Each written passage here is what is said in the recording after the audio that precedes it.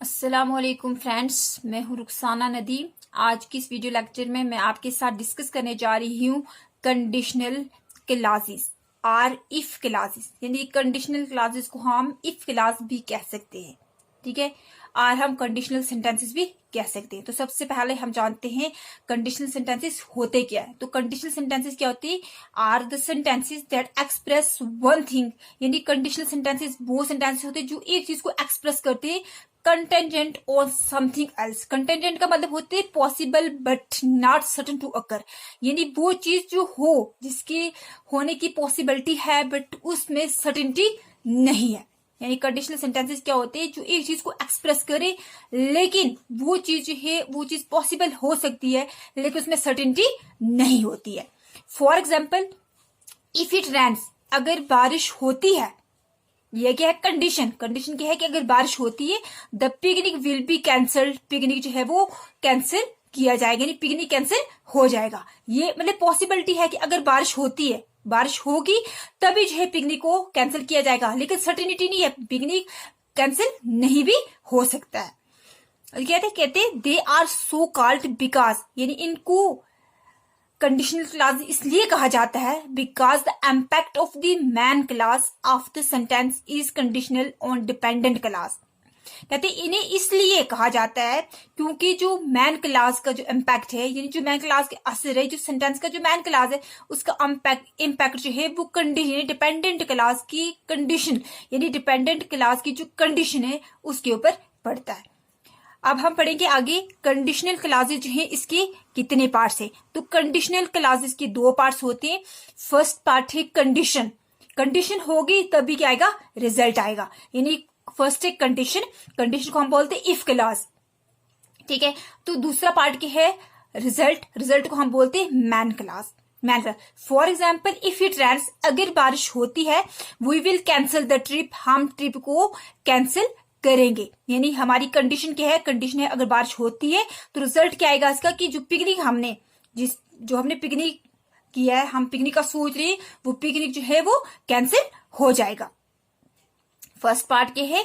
Condition, और second part क्या है? रिजल्ट। कंडीशन को हम बोलते हैं इफ क्लॉज और रिजल्ट को बोलते हैं मैन क्लॉज। अब हम आगे देखते हैं types of condition.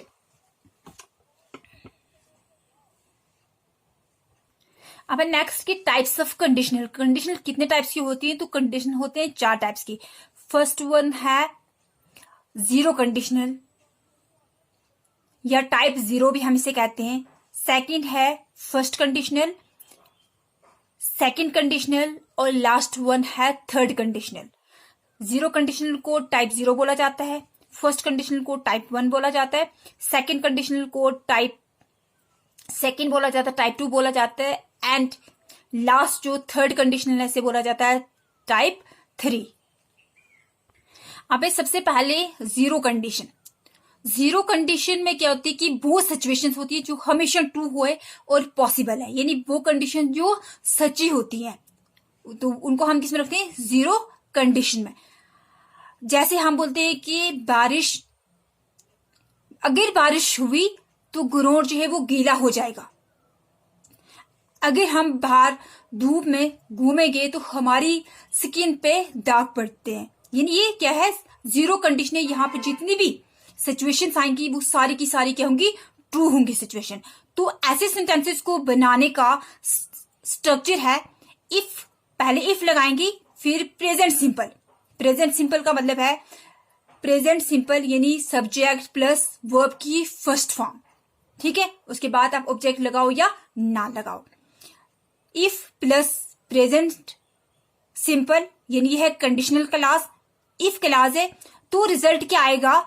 Present simple, सिर्फ और सिर्फ प्रेजेंट सिंपल, जिसको हम बोलेंगे मैन क्लॉज। सेंटेंस को जीरो कंडीशन में सेंटेंस को बनाने का स्ट्रक्चर है इफ क्लॉज में हम इफ लगाएंगे प्लस प्रेजेंट सिंपल यानी प्रेजेंट इंडेफिनिट। उसके बाद हमारे पास जो रिजल्ट आएगा जिसको हम बोलेंगे मैन क्लॉज, वो आएगा प्रेजेंट सिंपल में। For example, if it rains, अगर बारिश होती है, the ground gets wet, ground जो है यानी जमीन जो है वो गीली होती है। यानी जब बारिश होती है तो जमीन जो है वो गीली हो जाती है। या इसको ऐसे भी लिख सकते हैं, व्हेन इट रेन्स, कंडीशनल में हम व्हेन भी लगा सकते, इफ की जगह व्हेन भी लगा सकते। हम इसे ऐसे भी कह सकते हैं व्हेन इट रेन्स, जब बारिश होती है तो ग्राउंड जो है यानी जमीन क्या हो जाती है, गीली हो जाती है। ये क्या सच्ची बात है कि बारिश होगी जमीन गीली हो जाएगी। या हम ऐसे भी कह सकते हैं कि इफ वी बॉयल वाटर, अगर हम पानी को गर्म करते हैं तो वो एवोपरेट हो जाता है, इट गेट्स एवोपरेट। या हम ऐसे भी इट एवोपरेट्स, अगर हम पानी को गर्म करते हैं तो ये आबे बखरात बन के आसमान में चला जाता है। या हम ऐसे कहते हैं इफ वी हीट आइस, अगर हम आइस को गर्म करते हैं यानी हीट करते हैं तो वो मेल्ट हो जाती है, पिघल जाती है। यानी ये क्या है, जीरो कंडीशंस, यानी वो सिचुएशन जो हमेशा क्या होती है, सच्ची होती है। यानी the situation that are always true and possible, true और पॉसिबल, यानी वो सिचुएशन जो हमेशा सच्ची होती है, उनको हम कहाँ रखते हैं, जीरो कंडीशन के अंदर, जीरो कंडीशनल के अंदर। तो सेंटेंस को बनाने का स्ट्रक्चर क्या है, इफ क्लास में सबसे पहले आप इफ लगाते हैं, इफ भी लगा सकते हैं, व्हेन भी लगा सकते हैं। ठीक है, यहां पे हम व्हेन भी लगा सकते हैं। प्रेजेंट सिंपल, तो जो रिजल्ट आएगा वो हमारे पास क्या होगा, प्रेजेंट सिंपल में। नोट क्या है कि व्हेन, इफ की जगह हम व्हेन का यूज भी कर सकते हैं। When can be use instead of if, when को भी हम इफ की जगह पे इस्तेमाल कर सकते हैं। अब सेकंड कंडीशनल है, second type first conditional.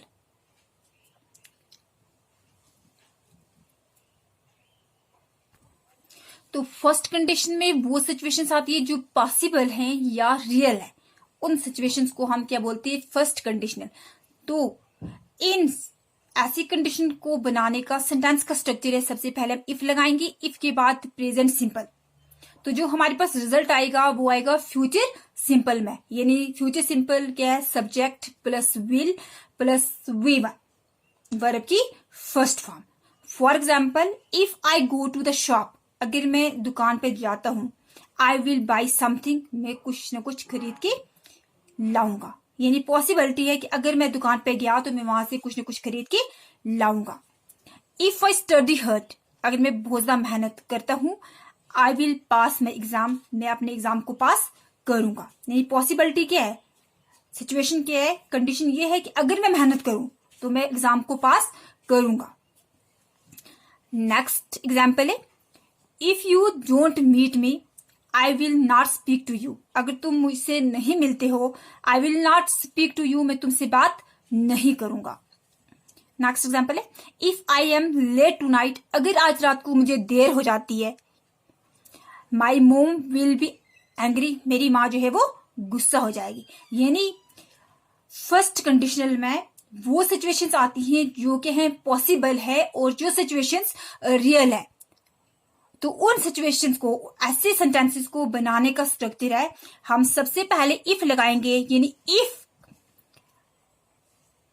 If लगाएंगे, फिर प्रेजेंट सिंपल लगाएंगे, उसके बाद जो हमारे पास रिजल्ट आएगा वो आएगा फ्यूचर सिंपल में, फ्यूचर सिंपल टेंस में। नेक्स्ट है थर्ड टाइप सेकंड कंडीशनल।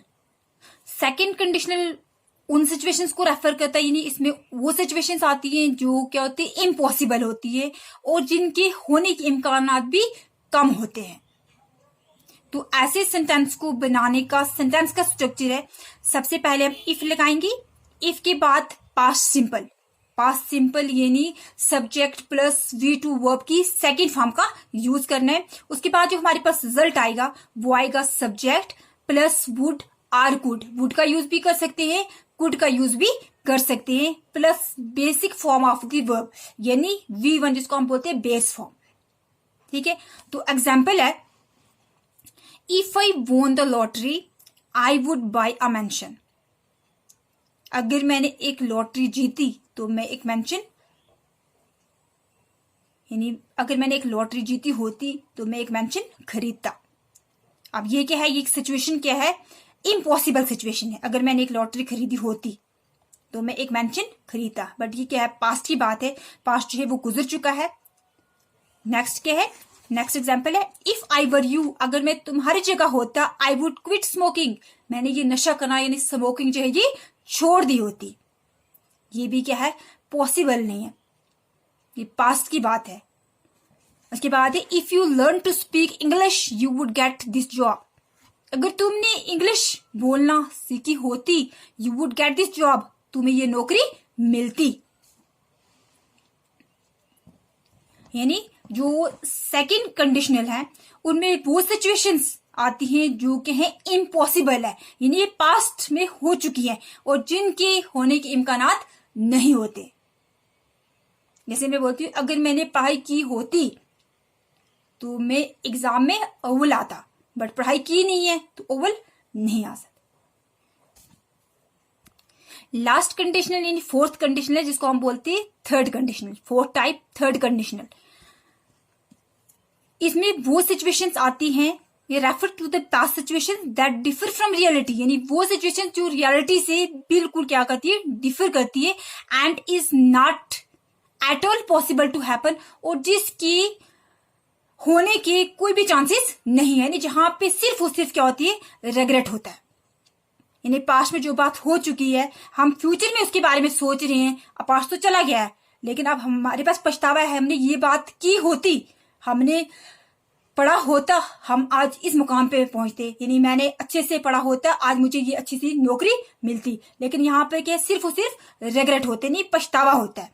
तो ऐसे सेंटेंसेस को बनाने का स्ट्रक्चर क्या है, सबसे पहले हम इफ का यूज करेंगे, यानी इफ क्लास में सबसे पहले इफ का यूज करेंगे, फिर पास्ट परफेक्ट, यानी पास्ट परफेक्ट क्या है, subject plus helping verb had और V3 past participle form of the verb, और जो हमारे पास रिजल्ट आएगा वो आएगा सब्जेक्ट प्लस वुड हैव और कुड हैव, यानी वुड हैव भी आ सकते हैं, कुड हैव भी आ सकता है, प्लस पास्ट पार्टिसिपल यानी V3। सबसे पहले क्या लगाएंगे हम, इफ क्लास में इफ लगाएंगे, उसके बाद past participle past perfect tense, past perfect यानी सबसे पहले सब्जेक्ट लगाएंगे, सब्जेक्ट के बाद हम लगाएंगे हैड हेल्पिंग वर्ब, उसके बाद लगाएंगे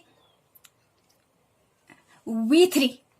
तो रिजल्ट जो आएगा हमारे पास वो आएगा सब्जेक्ट, सब्जेक्ट के साथ आएगा वुड हैव और कुड हैव, वुड हैव भी हम यूज कर सकते हैं, कुड हैव भी यूज कर सकते हैं, और आएगा पास्ट पार्टिसिपल यानी वर्ब की थर्ड फॉर्म। और वही सेंटेंसेस आएंगे जो रियलिटी से बिल्कुल डिफर करते हैं और जिनकी फ्यूचर में होने के कोई भी चांसेस नहीं, यानी वो सेंटेंसेस जहां पे जो ऐसी सिचुएशन जहां पे हमें सिर्फ और सिर्फ रेग्रेट हो और कुछ भी ना हो। For example if I had saved my money, अगर मैंने अपने पैसे बचाए होते, I would have brought a car, मैंने एक कार लाई होती। या अगर हम ऐसे लिख सकते, if I had saved my money, अगर मैंने अपने पैसे बचाए होते, I would have bought a car, BOUGHT bought a car, मैंने एक कार खरीदी होती।